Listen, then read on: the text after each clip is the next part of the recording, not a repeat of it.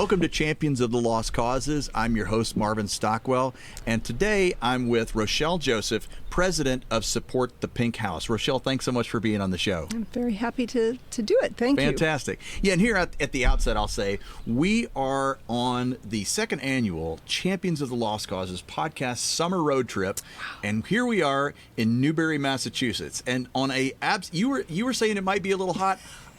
This isn't. If you're from Memphis, this is a lovely spring day. We got lucky. Well, I'm glad. I thought it would be tough to shoot outside, so I'm glad. Especially being here in the shade in front of your what are these bushes? Hydrangeas. Hydrangeas. They're New gorgeous. England hydrangeas. They're really gorgeous. So, so thank you for having us to your house here in Newbury, Massachusetts. Very happy.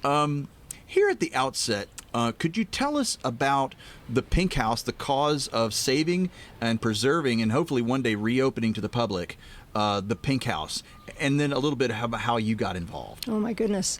Well, the Pink House has been here. It'll be 100 next year, 2026, and so it was built long ago. And has had a few different families live in it who loved it. There's been weddings in the backyard of the last tenants who grew up. And it's long inspired people. It is in this setting where there is just nothing but, marshland and water until it meets the horizon, and then the huge sky. And so it's this pink house with it's a forest square with a cupola, and it just stands out and tends to inspire people. And as time's gone on, and it's been vacant since 2011, end of 2011, when Fish and Wildlife has owned it. And so it has a little bit of a Grey Gardens appeal. And people just, it makes people come out and photograph it, paint it. People write songs about it, want to shoot their album covers or models in front of it. It has inspired so many crafts. There's Pink House ornaments, coloring books, everything you could imagine. And, so that is really been something where, and people come out to shoot it under the Milky Way, under the pink moon, the full moon. Oh, I'll bet. And it's really become an integral part of the community. And, when Fish and Wildlife bought it to apparently restore it and use it for their visiting rangers or researchers or interns or whatever, because their visitor center, it's right directly located between their visitor center and their refuge back here. So it is not part of their refuge. People assume all the land that they're seeing is the refuge and conserved, and it's not. It's farmland around there, and some by other land trusts and some owned by individuals. And that's something, the refuge is quite a ways away. Sure. But when they bought it, people, really wanted to see it stay, and they talked about demolishing it. The refuge was made in part by, taking license with cottages and stuff and taking them down. And so there was a huge public outcry.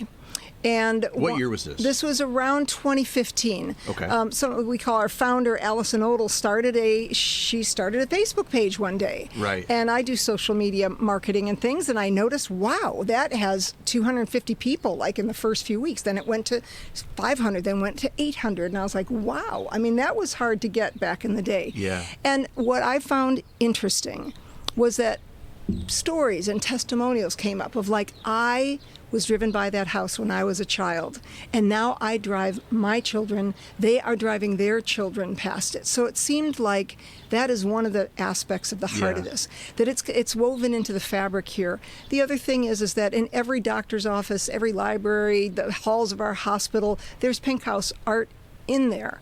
And it's also part of our fundraisers, big fundraisers for our art association or in several other towns. So it is region wide. And the other thing is, you came here and said this is a very charming area. Well, it's in part because we have places like the Pink House and Bob Lobster's across the way, and all of the businesses you see on Plum Island that are kitschy and interesting. It's beautiful. I can't wait to go knock around some of these shops here in Newbury and try some ice cream and stuff. So it's become a tourist draw, and those people then come and they buy food, they stay, they rent, they come back to rent, they shop. So it has really become an economic driver for the area. It's got more than sentimental value, although sentimental and cultural value should be enough. It has historical value. It's a tourist draw, an economic driver, and an artist's muse. That has to be enough for it to stay. When people, it's got such a unique silhouette. People say when you see that silhouette, you know where you are. Right. And people see it as a welcoming of summer coming onto Plum Island. There's just so much about it that everybody was quite up in arms when Fish and Wildlife talked about demolishing it in 2015. And just to kind of answer your question, we kind of saw from that Facebook page how many people were upset. So having no idea what we were getting into, some of those of us who live in this area were like, hey, let's see what we can do. Okay. This is sounding eerily familiar. I mean, literally, my own cause also started in 2015, and it did start kicked up on Facebook first. And we didn't think we were getting into any big thing. I just thought I was helping my friend Mike McCarthy. Yeah. And next thing you know, everybody's texting us. They say it on the news, and they say, "What are you guys going to do next?" And I thought, "Next? Wait a minute." I know. It takes on a life of its own, but it also shows that by that, I have to say, what we learned right off the bat is that because this land was federally owned by the U.S. Fish and Wildlife, it couldn't just be sold. Otherwise, it would have been over in the first 6 months. Somebody would have stepped up, bought it with the acre of land that it's on. It has a little bit more land around it, but there's an acre of upland, the driveway, the betterments underneath, you know, and the house itself. And so that is really the only part of the land and that people are trying to get. Anyway, so the fact that you could not sell it, you know, we embarked on 2 paths.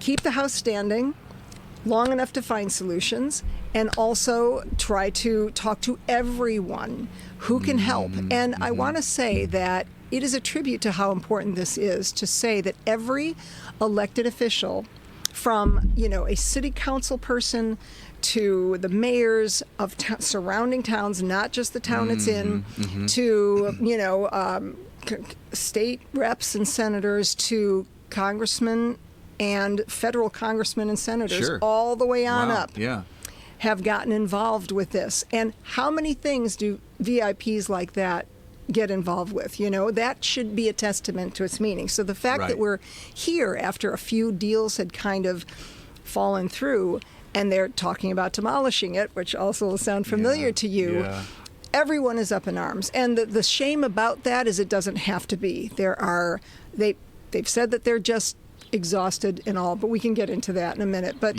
you know, that's, as I tell you about the value this has, it's very difficult to accept that common sense would dictate. The main drive was this would be a win for everyone, a win for all the people in the community, all of the businesses, all of the tourism that comes here, New England and its charm. People internationally know about this because it has an urban legend attached that it's a spite house, you know, and that goes all around the globe. And that it's also supplemented the income of people who are here and dependent on it. And, you know, it seems crazy, especially being part of so many of our fundraisers. People have made Pink House clothing and sold them, that it would be something that wasn't just like work on it till it can succeed. And the only thing I can think of is that something is happening where the U.S. Fish and Wildlife has just decided that they don't want to do this anymore.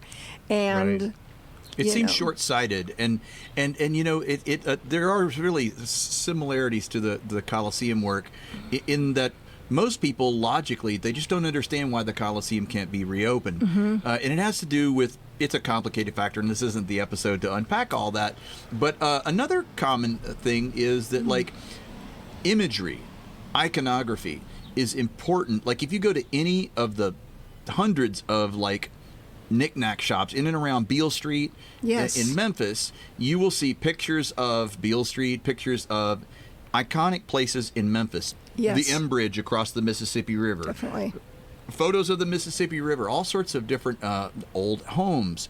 So it's like, and honestly, even though when I pulled up a picture of the Pink House, I realized I knew what the Pink House was, just vaguely. Like I knew I had seen it before. So when you think of it, if it's cultural importance, and so cultural can sometimes be read by real dollars and cents people as like, well, we can't have sentimentality run the day.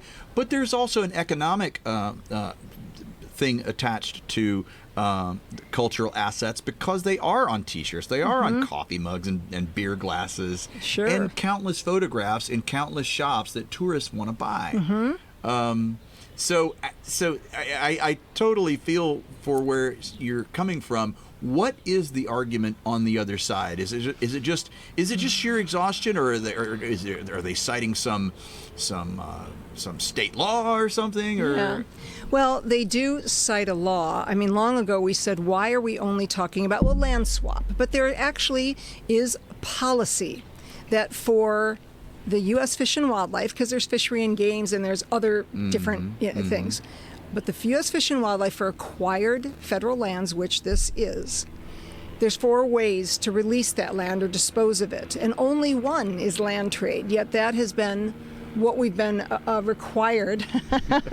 This is something I want to tell you about. That airplane is going to go right over the Pink House and land at the airstrip, which is considered the oldest land strip in the entire United States. They try to say, and that is right there. So there is an argument that is going to be returned to pristine marshland, and people say, hey, it's on a busy highway.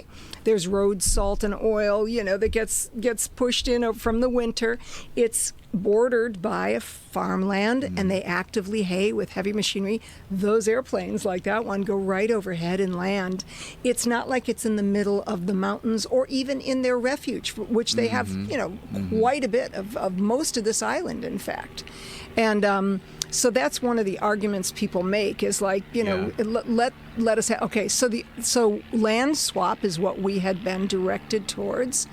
And I get that. What do you mean by land swap? Well, that Fish and Wildlife can't sell it, but how can they get, so, you have about an acre of upland, and there's other, it came with 3 parcels, boring, but most of it is marshy. So the upland that it came on, let's just say it's about an acre, that has a certain value, monetary value, and it needs to be traded for roughly that same amount, in which case, with most of the things that a Fish and Wildlife may buy, is usually marshland. They preserve nature, right? Some of it is a little more upland and forested. That's worth a little more per acre. Some of it might be, we want a few acres right next to one of our lighthouses we're preserving for a parking lot. That would just be an acre or 2 for the same amount. This was valued at about $425 most recently. And so they could get it if it was marshland. It's $1,000 an acre. If you bundle enough, it becomes like $600 an acre. So they potentially could get far more acres. And we wanted them to conserve more land. We want them to conserve more land. So that was part of the win for everyone. As a PR pro with my own publicity practice, I'm proud to be partnering with my friends at Muckrack, an all-in-one platform that helps me build rapport with journalists and land timely media coverage. Not only does Muckrack give me the tools I need, they actively work with PR pros and journalists to build community in ways that add value to our work. If you want more information about Muckrack, visit muckrack.com. So picking up about the land swap and the other remedies, and I think what you were going to say before the ice cream truck drove by, it was something about how people who, and I think this is true, people who casually observe people championing a cause, they don't understand the minutia that we go through, and they probably shouldn't. They're just kind of paying attention. They follow the media. They might follow it on Facebook or something. But there's always more to it when you're doing the work. Yes, and I do want to say, so I am president of this board, but we are a team of 5 people on the board, and over time there have been many, many, many people, prominent citizens, business leaders, area, citizen, people who are here, who live here, who are well known, but also all of these elected officials and people who pitch in just on an event or something. I mean, everybody is important. And there's some professionals, there's lawyers, there's accountants who've given pro bono work. There are all kinds of tradespeople, engineers, wetland surveyors and stuff like that, architects. A lot of people show up. A lot of people who have shown up. And we felt like that shows even more how much this matters to this area. That people would come from near and far and put aside their own income-producing work and use their skills, give of their time, always there to answer a question. And sometimes people would say, you're in your car, come over to my office. I've got all the printers for that. I know how to fill out those forms. Come on over. And the generosity to me has been overwhelming.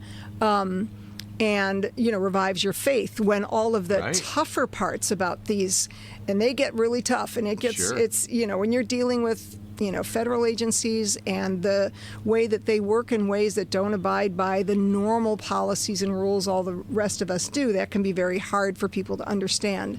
And then, it's tough because there's elected officials who really want to help their constituents and at the same time need to maintain a relationship with this very big agency, especially here on the seacoast where so much is marshland, so much is owned. That's interesting. So I've learned quite a bit about how complex those things are. And, today's world of social media, so many people don't do their homework. Everyone has an opinion. And, the thing that I say when people, one of the things is if this doesn't require any of your money and you haven't donated any of your time, it shouldn't matter to you.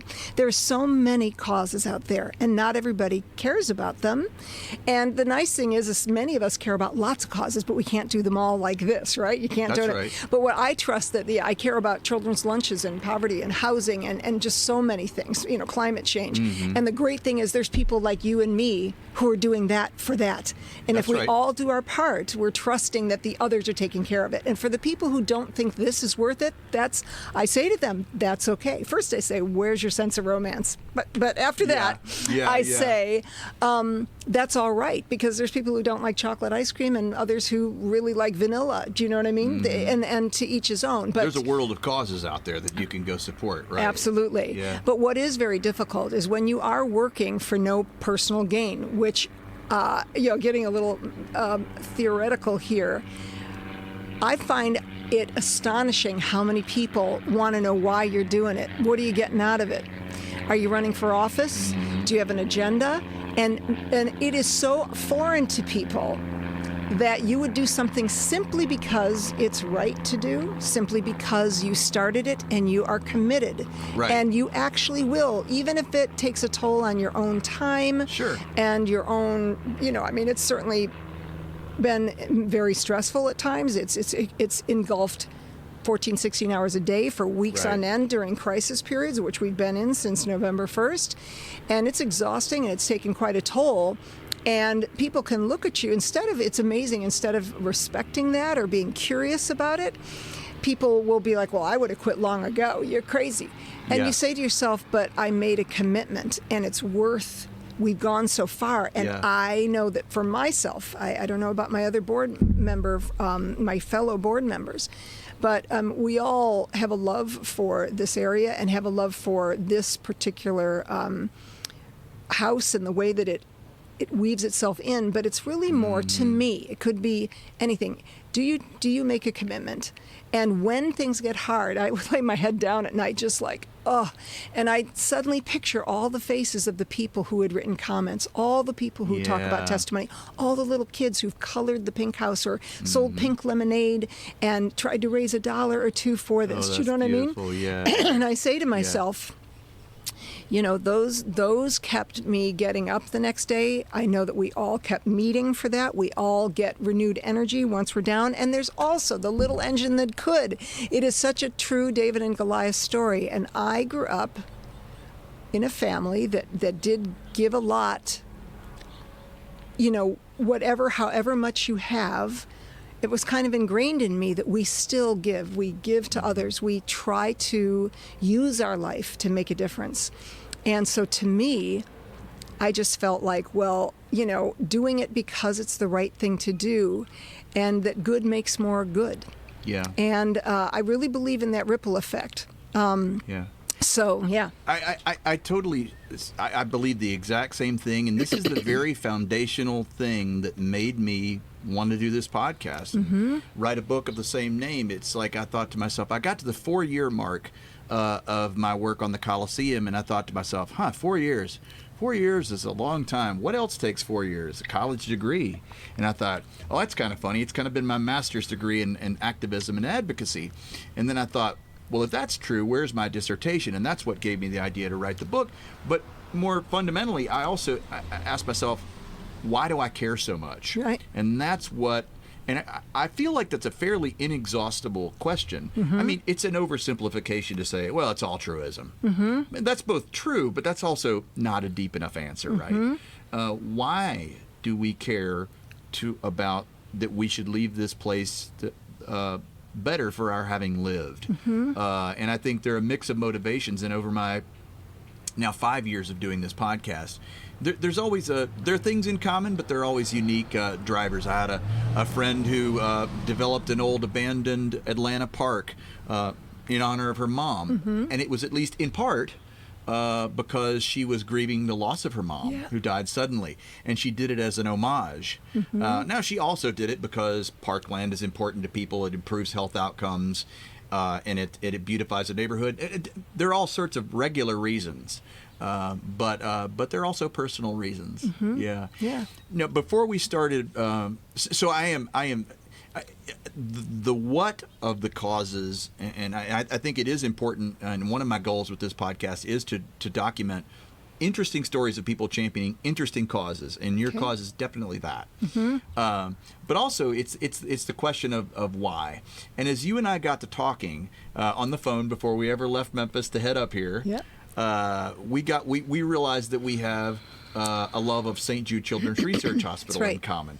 I worked there as their media relations director for almost 4 years, and you want to tell a little bit about your history, because you have a much deeper, longer history than I do. Yeah, I do, and I do think that it shaped why I know that I'm committed to this Pink House cause, and why when people say, geez, we would have given up by now, why there's always that renewed commitment, because I just believe, I think there's your values, and if I make a commitment, I don't give up on it, I keep it. And to me, that's ABC. So it never occurs like, well, what are you getting out of it and all of that. What you get out of it is that you're true to your values. And what you get out of it is that you're contributing to the area that you've chosen to make your home. And so, I mean, regardless of the cause, I've thought about it, and it's really, I was raised in many ways on St. Jude Children's Research Hospital. My father was one of the handful of people who helped found it with Danny Thomas back in the day. What's your father's name? Albert Joseph. Okay. And my mother, Rosemary, of course, always by his side. And he grew up in Toledo, Ohio, where Danny Thomas is from, Amos Jacobs. And, Dad used to play, with his brothers, marbles in the street. Everybody was dirt poor, first-generation Americans. And did I screw up? It's fine. No, just keep going. I'm going to restart my sentence, okay? Is the battery all good? Yeah. Okay, I just saw you grimacing and thought. Yeah, it's because of this. I'm so sorry. Okay. Everybody was in Toledo, Ohio. Everybody was dirt poor, first generation Americans, and selling apples and newspaper on the street when you're 9 years old. Anyway, Danny's story of being someone who was trying to make it in stand up and back in the day in vaudeville and whatnot, and really having his wife be pregnant with who became Marlo, and having no money and going to St. Jude in his nearby church, the patron saint of hopeless causes, talking about your podcast. Yeah. And he said, if you can help me find my way in life, I really need to get a job. I have a baby on the way. I will build you a shrine. And he reached in his pocket, as he told me many a time, and took out, $7 and put it in, which was more money in that day. Yeah. And, and when he gets home, he gets a call from it was a very big club in Chicago, the nearest big town. They're in New York City. And they wanted him to host for a week the comedy acts and the entertainment, just be our host. And they offered him 10 times that. And so, that was the chilling story. And, of course, Danny went on and made his way, got into Hollywood, did, all of the things we know that he did, if you're familiar with it. So it took him a while. He became very famous and made his fortune. And then there was a Universal Studios, Father Pat. They have a priest there, and he said, "Hey, you don't want to build a garden with a bench and a picture, a statue of St. Jude. I think that we need to address children's cancer and whatnot." So Danny got in his station wagon, being the regular old guy he always remained, regardless of being a Hollywood star, and loaded his kids and his wife in and started to drive to all the Lebanese or the Greek Orthodox churches and said, "Hey, let's do this. Let's do this as a way for our people to give back to this wonderful country that allowed us to come." This is a wonderful part of the story. Yeah, yes. Yeah. And my dad was, as he hit Ohio, there was my dad. Oh, neat. And, Uncle, I call him Uncle Danny. He, you know how your parents' close friends, you call him Uncle, right? Yeah. And certainly his kids called my dad Uncle. That's so cool. And all the other gentlemen who helped, start the hospital. Anyway, they joined together. Danny Thomas lost his older brother, a younger kid brother, and my father lost his oldest brother. And I think they bonded in a very special way. I came along late in life and really sat at the feet of both of them because they do fundraisers and things, and I would come with my parents. And after hours, there was a lot of storytelling and a lot of inspiring talk. And banquet after banquet, even if I was 9 years old, and my father was a great speaker as well, I learned that in this place, if you just persevere, and if you're doing something good, it grows. That's where I learned good makes more good. Mm-hmm. We have a world, there are lots not working. And I think to myself, but at St. Jude, stuff works the way it should work in the world. Mm-hmm. You fly people in who have no money and are terrified because their child is sick. And, they're met at 3 a.m. even with, warm banana bread and coffee with nurses and people who say, "We're going to help you." And I could go on and on about the services that they provide. The other siblings say, "Where did our mom go?" She's, and our sister. Well, they fly the kids in, they give family counseling. They show them all around. They put you up. Don't have to pay for anything, lodging, food. They figure your child is going to heal faster sleeping in an apartment with mom. And provide all of that. You don't have to worry about a thing besides what your insurance might pay. And if you don't have insurance, that's fine. And also to have scientists who have these incredible minds who spend a lot of time just raising funds instead of doing the life-saving research. Right. And so instead it's like you don't have to raise a dime. Go and do all your research 100% of the time. And if you need to talk to the other top person because you found something, they're probably right down the hall. And then flying people in from all around the world to come and share any advancement that was made so you can go back into your places and help. And sharing that protocol everywhere and then starting to do international outreach because it cost for the cost that it would take in America to save a child, you could build a whole center somewhere in South America or in the Middle East or wherever and save lots of children. These are just a few of the things that I saw. Good makes more good. Things can be done the right way. Good makes more good. Honestly, I'm going to resist the urge to jump in and tell my own because one of my beats was the St. Jude Global team, so I worked directly with them, and so even when I left in 2021, they were continuing to further that mission. The thing that occurs to me is the idea of good makes more good. I feel like when to champion a cause, people almost have to reboot their fundamental belief in goodness. Yes. My goodness, your goodness, and in the inevitability of goodness winning out in the end. Mm-hmm. And I feel like Danny steadfastly believed that. And I think any person who champions a cause has to believe that goodness is going to win out and that their cause is that they're on the right side of a given issue or what have you. Doesn't mean there's not good people on the other side as well. But when you kind of look within yourself, and I know you talked about being steeped in these values, right? It seems like you're saying two different things keep you going. These kind of foundational values that you were steeped in since you were a little girl, but also the joy that comes from people who freely give. These people who are selling pink lemonade or doing their coloring sheets and coloring the pink house. What else sustains you in this work?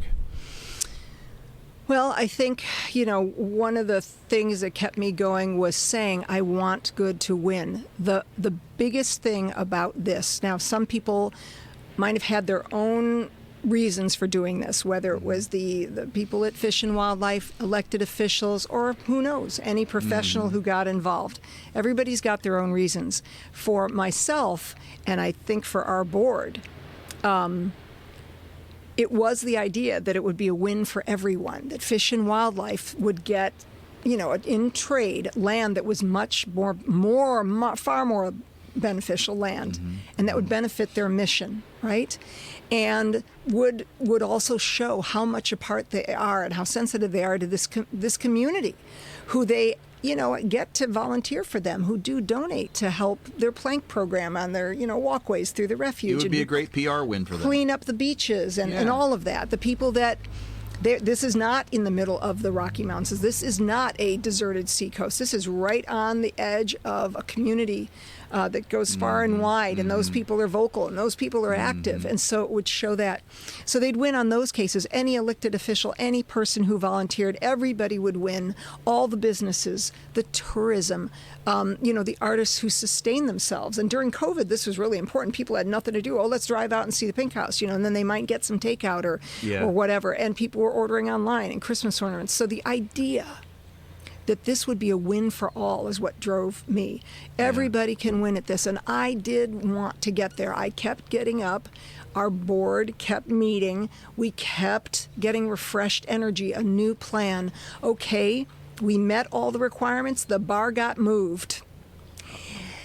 All right, let's meet that bar. Just as we go there, it takes a left turn and falls through meetings that I feel your pain. Right, and we were not even able to be part of those meetings, and suddenly all the work we had done was dead in the water. But something new would happen, and suddenly we're back into being asked into a new, contractual partnership, and here's all the things you need to do and fun. But we were like, great, we just want to do them. We don't even care anymore about what that means. We just want to stay in the present moment and get this thing done, have it be a happy story for everybody. So that was a big thing. But, going back to St.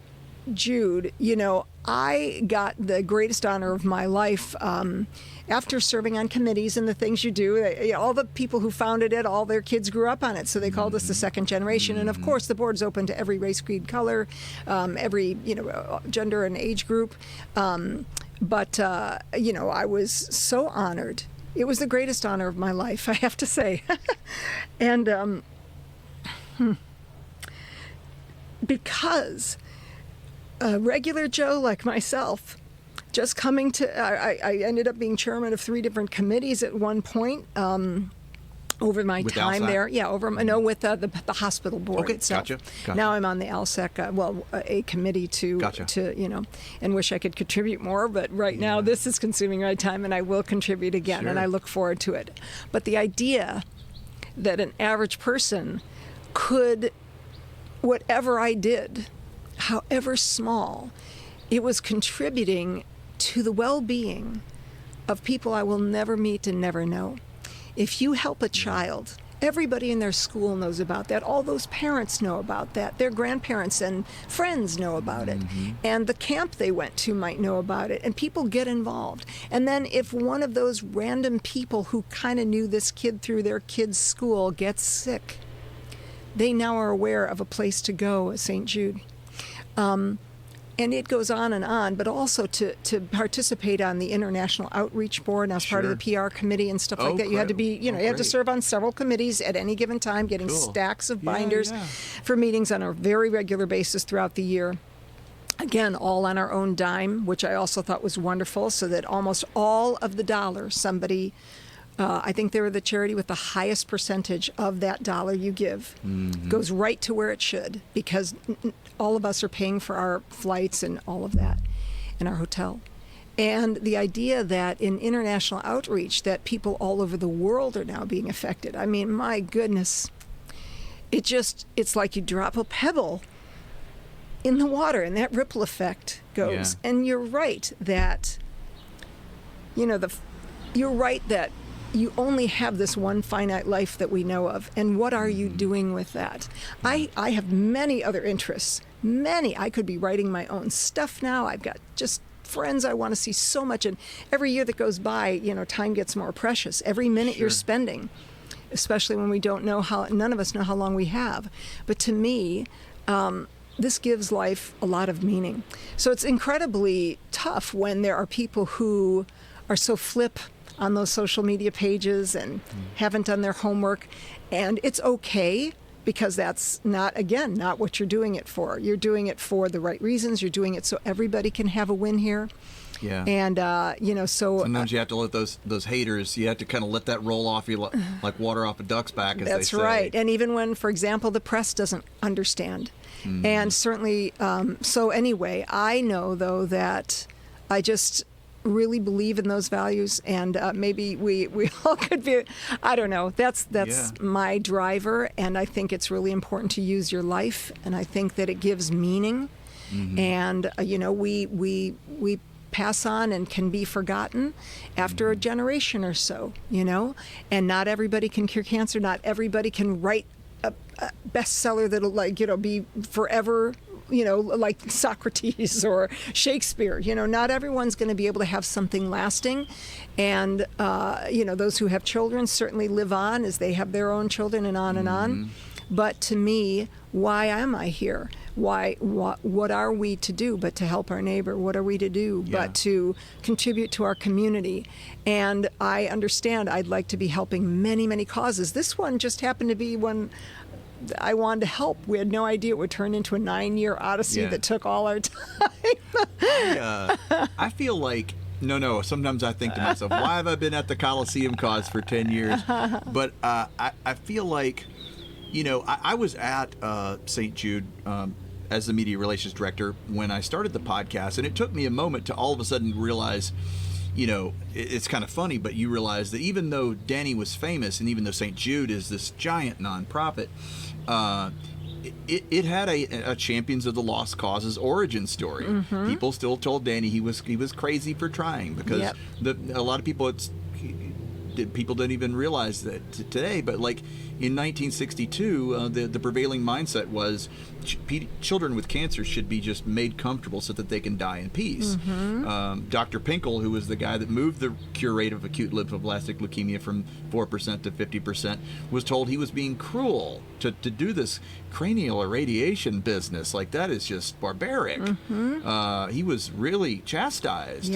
And he was the one that put the world on notice that pediatric cancer was curable, and he won the Lasker Prize for it.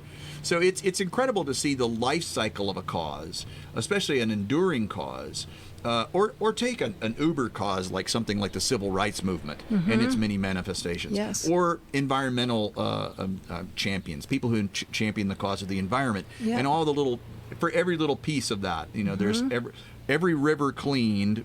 We interviewed a person in Providence, cleaned up one river. That's very important for those people who live around that one river, right? But it's just like, and it's part of the larger kind of folder of causes that are environmental in nature.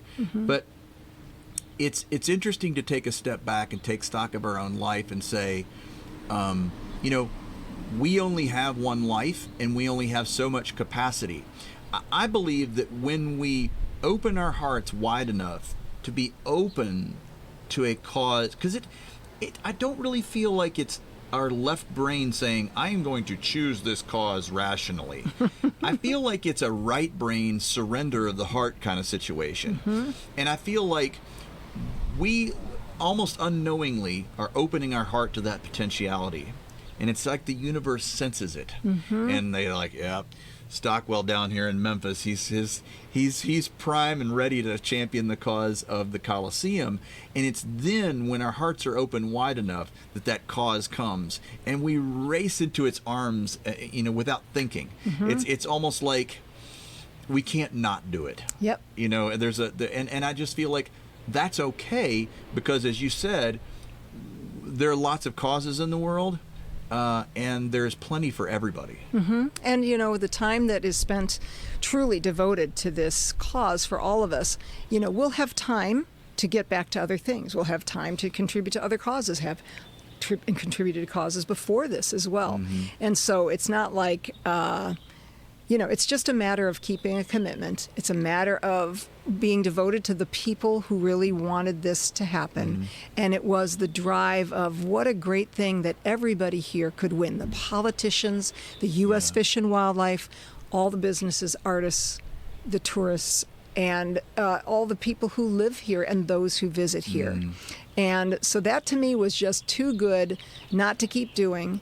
And, I want to mention, I know that you were wanting to speak to one-on-one and discuss kind of not just the Pink House, but other things. But I do want to mention that, our founder, Allison Oldle, who's an artist, and I mean, every person has so many hats and so many talents who's on the board. And Sandy Tilton. I was just about to ask you about the board, because we don't do this alone. Yes. We do it in community with others. Absolutely. Yeah. So I wanted to say that Sandy Tilton, who is, grew up in this area, and just every day she's a nature photographer, among other things, has also written books, and she, goes up and down all of the seacoast and knows it intimately and cares so much about it in the community. Kelly Page, who is our currently our secretary, a board member, who is an artist, a photographer, works at the Newburyport Art Association. Oh, cool. She has such a heart for this cause and brings so much devotion to it. Worked very hard on the preservation restriction. We did get a perpetual preservation restriction that is to go on the house. And Jeff Ackley, who came aboard at a really important time, and he has so much devotion to this and has just worked incredibly hard. And it takes how each person thinks about it. Allison has got a certain way that I, get stuck in the weeds a lot, and she comes up with something that's more, just a perspective that's clean and clear, and I often am very grateful for that. We all have different strengths, right? Absolutely, yes. And each person adds so much. If we all talk together as a group, but also individually. Each person has certain strengths they bring to it, and so it wouldn't, work without that group of people. And I feel like I just want to say that there's people who designed the logo, people who were on the original steering committee when we were a grassroots group. All those people who pitched in, just a pair of hands, they said, but it's nothing could work without all of them. Right. Right on up to the professional people who helped us, preservationists, historians. It goes on and on. One thing I'll say here is, when I was originally thinking about, okay, what is it that I'm getting at here? I thought to myself, what is at the heart of what I'm doing? Well, we people who are doing this, we're really it's the CEO, the person who knows there's something needs to be done, but no one's doing. And I thought, well, that's way too many words. And then I thought, well, it's not just the people who found it, or the president, or anything like that. And I said, that's how I arrived at the word champion, because what is the generic word of the person who works on a cause? It's a person who champions.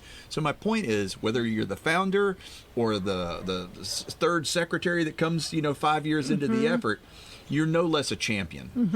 And whether you served on an event committee, I mean, we've done, pop-up events, revitalizing events, and some people who aren't necessarily on our board, but they join for a season, and they are breaking down 6-foot tables and, carrying this and serving, shave ice or whatever they're doing. They're contributing in a way that, like, they kind of join up for a season. I would argue that those people are no less of a champion of that cause. Absolutely. And it really truly takes a village. A village, yes, it does. It does. And we're so grateful to everyone who has done, things along the way. We've got an advisory board of people who you just call again and again. And I have to say, I'm aware that's like, I look forward to a day when we're not talking about the Pink House at some point, Where it's solved, done. But I hope everyone who has contributed also feels a great sense of pride in doing something that was the right thing. What is really sad about this situation is that Fish and Wildlife is at the moment deciding to demolish this house. With all of these options on the table, saying that they exhausted them, it could still work. And we have pled that to the cases of our federally elected officials, our local, our municipal elected officials, the state reps, and so many are on board. But we do need the federally elected officials who can step in and help this.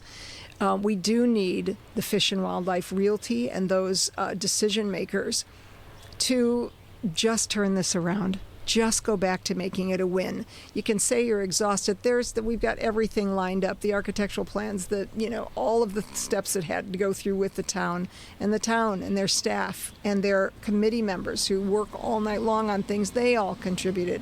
Everybody contributed. It is so sad. I think what they don't realize is by not going ahead with this, they have no idea. They would call us a handful of people. It's always... That's the way they be dismissive. Yes, to diminish you, and that's not the case.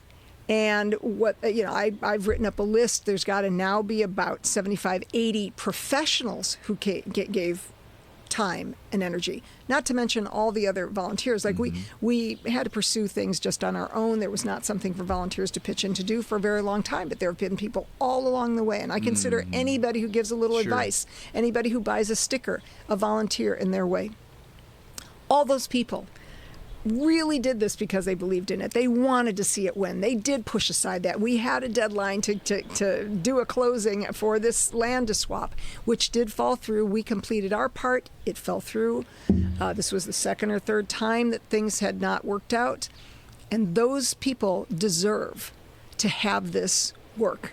All of the work that was put in by these people, you can't just say, we're tired now. You can't just say, we've exhausted it, we don't have the stomach for it. You need to say, okay, and nobody would blame anybody or hang on it, let it go, if we could just turn the ship around. Go forward, make this a win for all. Right. And all the other bad, whatever, all the water's under the bridge, really. That's really the way we look at it. All of those people who gave their time, effort, their nickels and dimes, and a lot of us, contributed ourselves, should be rewarded by this coming through. And to have someone should say to these folks, you are responsible to all of those people, not just the board of a legit 501c3 for public benefit. You know what I'm saying? That's really our beef at this point. Right.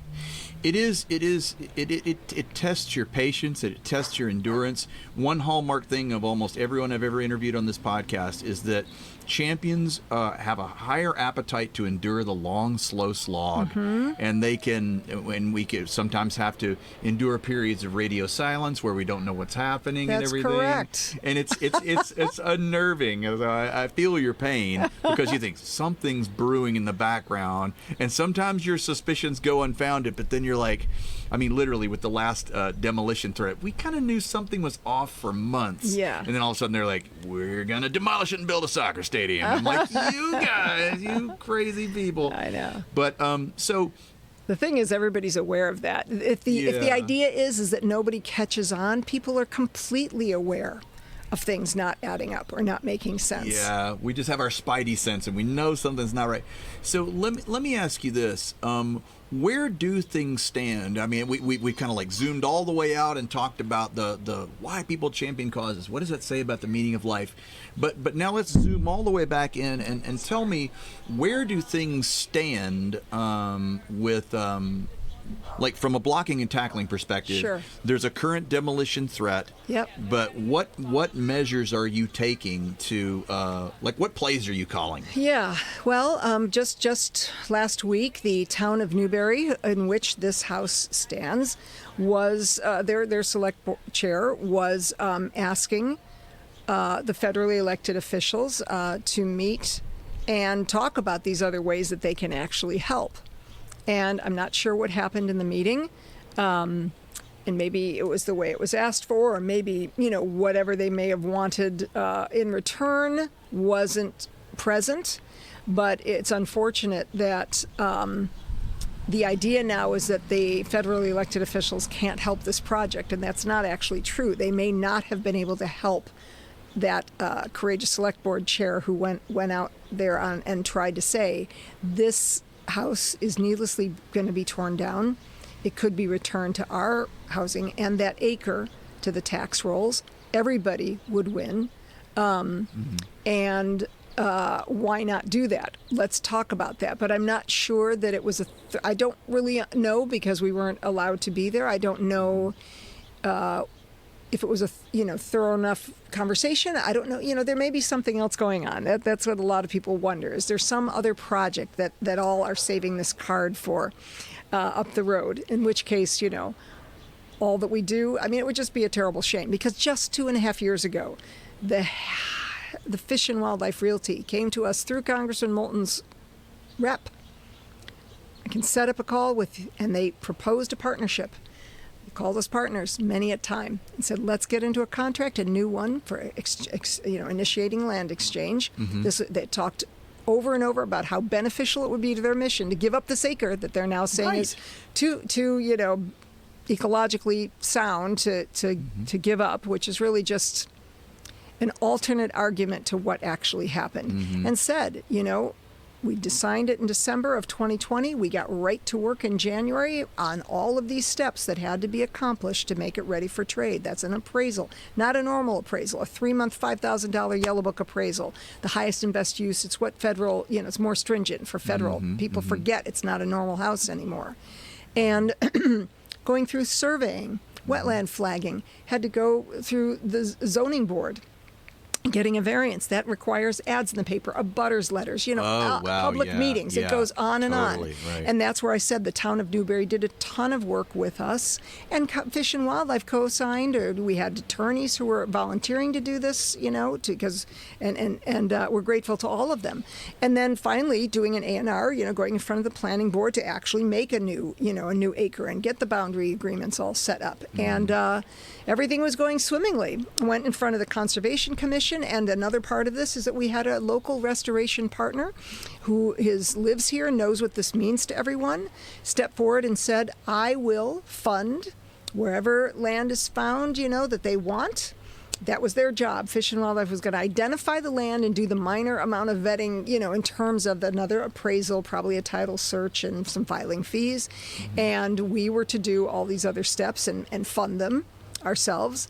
And this restoration partner said, great, it was appraised at $425, and you will want to find land that's about that same amount, give or take. I will provide that amount. Then I will, at the same table, when we make the trade, within the same hour or so, I will then own the pink house in return. And I will then probably invest the same amount, double that amount, to restore the house both inside and out. And he was willing to do it with our preservation restriction, what was perpetual, which is a really important word. All the work about this is not to have someone knock it down, make a McMansion, make condos. Do you know what I mean? It was to keep those front 3 sides, that silhouette, the same. Perfect. Right on down to picking the color, and and that it would go on forever, and doing it with the Massachusetts Historical Commission. And you have to have the town's Historical Commission hold and enforce it forever. And it was all approved. Everybody was tearful. Everybody was happy after all that work. And then suddenly the seller for their land, in the month we were to do this closing, the seller for the land that Fish and Wildlife identified pulled out. And it was, like you said, that radio silence. And we were like, okay, this is not good. And then, there was some months where they, searched for land, talked to locals who have land that they might want. And that part, certainly, well, anyway, at some point they decided to pause the search. But their local refuge manager continued to try to involve the pink house in a couple other things he still had his eye on, and we give him credit for that. And but what we have a problem with is somewhere around June or so of the next year, they decided to embark on this environmental assessment, which is something that was to lead to the removal of the pink house by demolition or whatever, and making a case for it. And that was nothing. So for all of this talking and partnership and all of that, and the regular talks that we had every month with the refuge man, we knew nothing about it. and until the day it was being released, the day before it was being released. No. That included, the gears can just change on you. That can. Yeah. And so, Senator Tarr, Senator Bruce Tarr, who's a minority leader here, stepped in, and said there has been no public meeting even about this, and so insisted on a public meeting, and the place was on a Monday right before Thanksgiving during a business day, but it was still packed with Pink House supporters. Sure. And who had worked quietly because our stakeholders asked us to be quiet, suddenly were thrust into the public eye and had to kind of say, hey, everybody, this is what we've been doing, this is what we've been working on your behalf. And we're doing it quietly, but we have a restoration partner who's ready to do all this. The Conservation Commission had approved all of their architectural plans, gave us an order of conditions. As you know, that is like so close. And we even got a DEP number. I mean, everything ready to go. And this land fell through. New land did not get found in a few months that followed. And what fell through in August, we met in November saying, can you look for more land? The holidays decimated quite a bit of the time. And by end of February, it was like, we're done. That, I don't feel, was enough time to truly look. Right. We did not have similar talks to the one about getting into the contract where we all could have been like, okay, what's the real story here? We did have one meeting, but there was not. We kept saying, let's stay in touch. Let's do follow-ups. That didn't happen. So I'm sure that all sounds familiar to you and to many people. We feel that if that were handled differently, we could have jumped in and helped.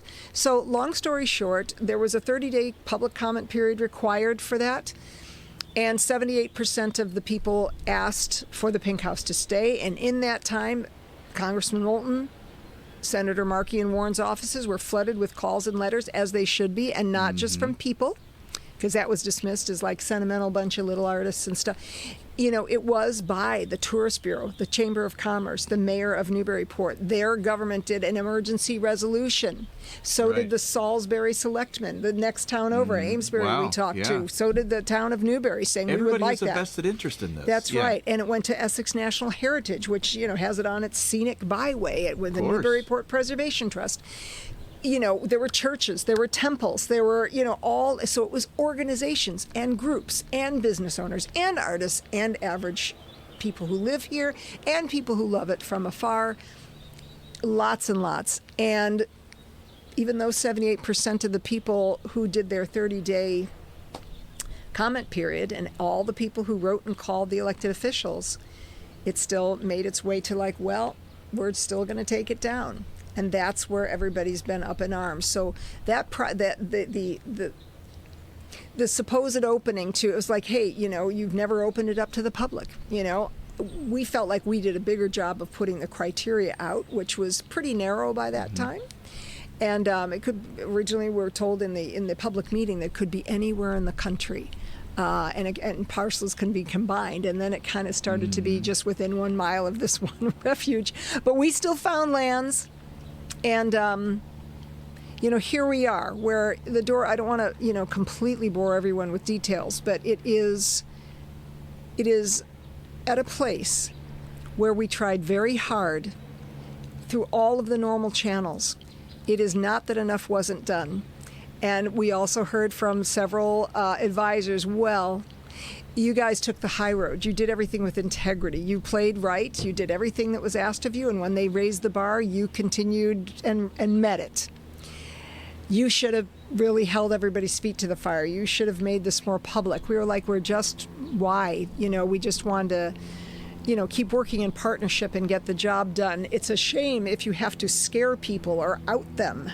Or talk poorly, well, then people start saying to you that you're too close to it, or you know what I'm saying? You have to use controversy sparingly. It is a useful tool in a champion's toolkit. That's right. And we used a bit of it with the Coliseum. We did make a choice early on that we were never going to go negative on a person. Even if it was a person that was really, we felt it was a bad actor, we were never going to go with personal attacks. And I think that wins you a certain amount of respect from the general public. But you can only cry wolf so often and the other side will sometimes use that against you. Mm-hmm. So they don't fight fair, Yeah. but you have to hang in there. Yeah, and in this case, there was a person who claimed the responsibility for this decision and for this project, and so they did get some personal feedback from the public, and then there were those elected officials that have on the front of every webpage of theirs saying, if you're a constituent, stop by the office, write us. We're here to help you with a federal agency. And so, yes, there had been help over the time, especially when it also helped the agency. But this is a time where people are clearly reaching out. And we know that there's important things to do in Washington, but it's all part of the job to do everything. And this is low-hanging fruit. This is something that could make everybody happy and make a win for everyone. And there's just no real legitimate reason that it is just not happening. And so people have held some folks to feet to the fire. Yeah. And it's probably time to do that. I just really would love for things to just say, guys, let's wipe the slate clean. Let's just refresh this. The house is not down yet.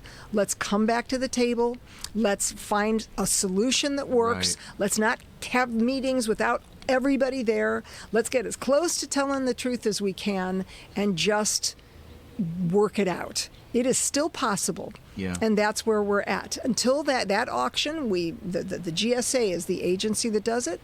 They confirmed that it could be stopped, paused, or even completely stopped at any time by Fish and Wildlife. That sentiment was quoted also and backed up in the paper by the refuge manager.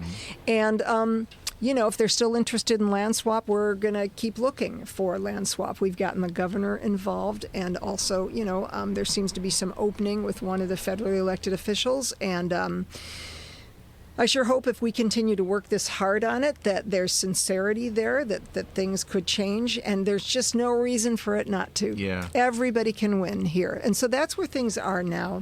But I really appreciate that you have a podcast because there's many people who fight these battles. I know. There's many people who are the engine behind a cause, whether big or small.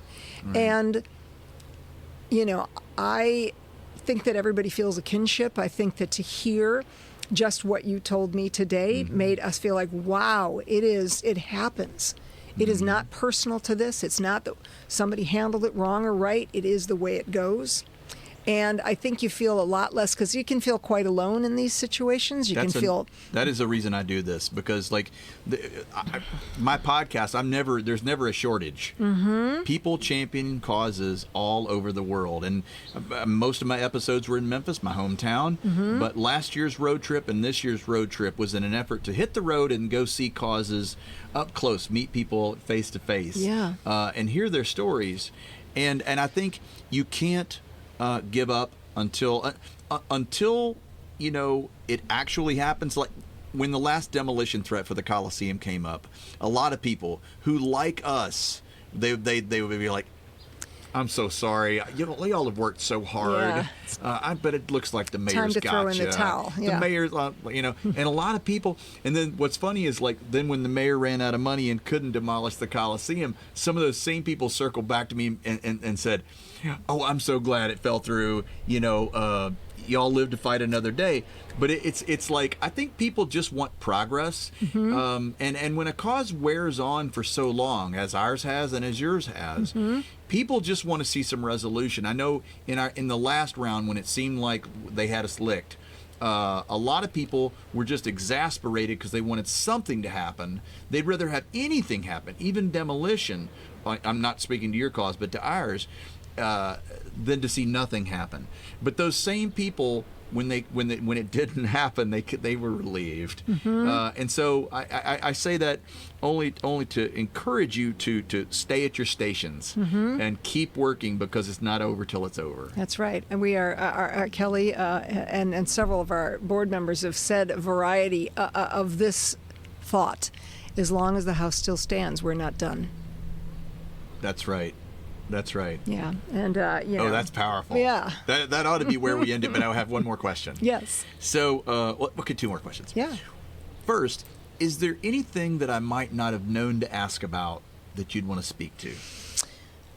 Gee, I feel like we covered quite a bit. We covered a lot of the blocking and tackling, and I think you spoke really well to the why do people do this. Well, let me ask you this in a broader sense. I mean, you've talked about why you do this. Why do you think human beings work so hard so that their life added up to the world being better for their having lived? Why do you think that? What does it say about human beings that we have that capacity within us? Yeah, it says and that's a big existential question. Are people inherently good or not? And I have lived in I wanted to live in a few different cities. And I happened to live in those cities in the time where their biggest disasters happened. New York City during 9/11, Los Angeles during the big, huge earthquake and the Rodney King beatings and the whole, everybody's setting fires all over. Wow. I was in the Houston area right after Hurricane Katrina, which was followed, and they moved a lot of folks over, and it was followed by Hurricane Ike and Rita. A lot of people displaced, a lot of people scared. I lived in, Chicago when there was tornadoes and things, and up here when we've had some of the biggest storms and floods and all kinds of stuff, homes dropping in and all. And what I saw is, and even in New York City during a couple blackouts as well, and people talk about, in New York City you can have a heart attack and people are going to walk right over you on the sidewalk, not even notice. I'm telling you, people have goodness in them. People start directing traffic. I saw a taxi hit a dog once. 9 people came running. People were comforting the driver who was crying. People were calling 911. People were comforting the dog owner. People had their hands on the dog, calling a vet. This is what comes up in people when the time for this comes. And there's some people who don't practice it unless it's an emergency or don't practice it in their daily life. And I think there is a difference in the wherewithal that those people who are the engines behind these causes have. What is that difference? But people do want to put their time into something good. And it's a big, bad world right now. People are scared. Through social media, we see far too much that we're not meant to take in everything that happens in every moment, everywhere in the world. It is just too much. It's too tough, too stressful. And where do you find hope? Well, you find it in doing a kindness to your neighbor. We have little bunnies here in the winter. I start feeding them a little bit. It doesn't have to be a human being. It can be, people rescue feral cats. People see a dog running around and grab it. People feed people who are hungry. I mean, it is so important, I think, to part of the essence of being a human being is that we do have that good in us. And I agree with you. It's not to say there aren't bad people in the world and people who do bad things. But, to me, it's always heartening to see it's really important in a world like today to focus on the good, to have a diet of what's good. There are newspapers and websites that are about good news that we don't hear.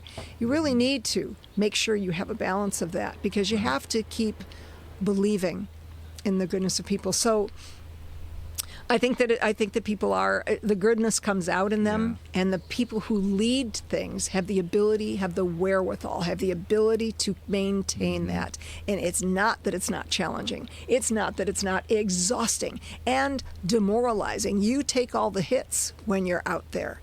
And you have to have superhuman, in many ways, strength at times. You have to keep the faith and have the belief when maybe, like you said, some others don't. I find that it recharges my battery in a way. It's work. I'm toiling. I'm exhausting myself, but yet it is so. It builds me up. Yep. When our board has some wins, we take, and it's like battling. Going back to St. Jude, cancer. You start to say, today's a good day, or I had a clear scan today. If it comes back, I'm living for now. You take in, and really now's the only moment we have, right? That's so true. If you get a win, it re-energizes you for all the stuff you've had to slog through. You have that moment of hope. It's a roller coaster ride. And, you say to yourself, am I qualified to do that? Who's qualified to do that stuff, But it's just about who you are as an individual and your spirit. And I know that in our board and in this community, everybody's fire keeps getting relit over and over. Yep. I liken it to the birthday candles that you can't blow out. You blow them out, but they keep I relighting. love that analogy. That the candle can flicker at times where your backs are against the wall. Looks like the demolition's going to go through. I have felt that sense of defeat, and that potential defeat. Hard. But you stay at your station because it's not over till it's over. That's right. That's what leadership is actually about. Do you know what I mean? There's a lot of elected officials. There's a lot of people in very high positions in these agencies. There's lawyers. There's all of that. What is leadership really about? It is you are an inspiration. You man things. And when things are down and you are a human being who also might need someone to lift you up or whatever, but you have to stay the course. You have to dig deep within and keep going and inspire others to keep going. And I know on the board, we all have conversations with each other trying to help, but it's also when that new volunteer comes along or that new person who sends you just, a letter that just re-energizes you, like you said. It just reignites it. The board composition, the camaraderie of the board is another thing. Because sometimes I'm flagging, but my fellow board member has all the energy and all the optimism. That's right. And it lifts me up. And it's like, not all of us are going to be having good days or have high energy on all days, right? But that's the reason we don't do it alone, right? So that's right. Where can people go to learn more about the Pink House and the effort to save it and reopen it, restore it? Great. Well, we do have a website called supportthepinkhouse.com. So supportthepinkhouse.com. And we do have something called Breaking News, which talks about, what the latest developments are and how to act on it. Because we've had to keep momentum with people and light that fire. And because at this point, the power is in the people. The power is in the amount of people who want this to happen, and we need them. They've certainly been doing their job, keeping their voices, but it's very hard for anybody to maintain crisis mode for this long, and that's why people try to exhaust you, wear you out. It's an old lawyer trick, right? Truth. And anyway, so there's that, but we have a blog there, and that gives a lot of information. You can scroll back over it. The other thing is the art, the incredible photos of this house, the people who paint it, the poems and the essays people write. You can find a lot of it on our Instagram account. And Kelly, our secretary, also, she is the curator of that. That is at Support the Pink House. And we have 2 different Facebook pages. I would say go to Save the Pink House discussion group on Facebook. And we do have Twitter. We're on everything. But I would say the Instagram, the website, blog, and there's a fact page and stuff, but the blog tells you the most, especially if you scroll back and read it. See, here's my bunny just showing up for his early dinner. That's Frank. I decided to name him a few days ago. And also... You've seen a lot of rabbits in this area. I know. So I didn't mean to mess that up. So go to supportthepinkhouse.com, look on the blog, scroll back. Facebook, Save the Pink House discussion group, and also on Instagram at supportthepinkhouse.com. Rochelle Joseph, thank you so much for being on Champions of the Lost Causes. I really appreciate you being on the show, and I appreciate your hard work. Keep it up. I appreciate yours as well, and it was really a pleasure to talk about, inspiration, because, I look forward to listening to more of your podcast to get inspired. That's part of how everybody helps each other and supports each other, holds each other up. Thank you so much.